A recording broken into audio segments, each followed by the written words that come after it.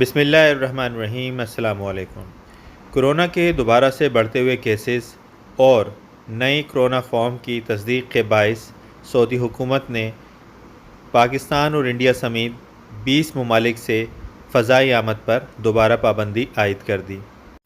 تفصیلات کے مطابق سعودی وزارت داخلہ نے منگل کو بیان میں کہا ہے کہ سعودی شہریوں، سفارتکاروں، صحت کے کارکنان اور ان کے اہل خانہ کے سوا کسی کو بھی مملکت میں داخلے پر پابندی لگا دی گئی ہے۔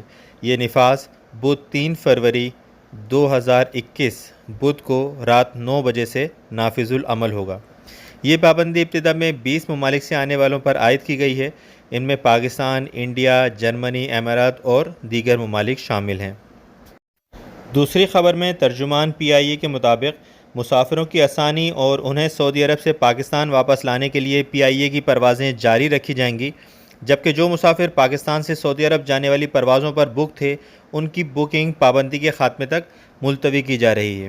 یاد رہے، سعودی حکام کی جانب سے کرونا وائرس میں اضافے کے سبب ایک بار پھر مملکت میں غیر ملکیوں کے داخلے پر جزوی پابندی لگانے کا اعلان کیا گیا تھا، جس کے بعد PIA نے سعودی عرب سے پاکستان کے لیے یک طرفہ پروازیں جاری رکھنے کا اعلان کیا ہے۔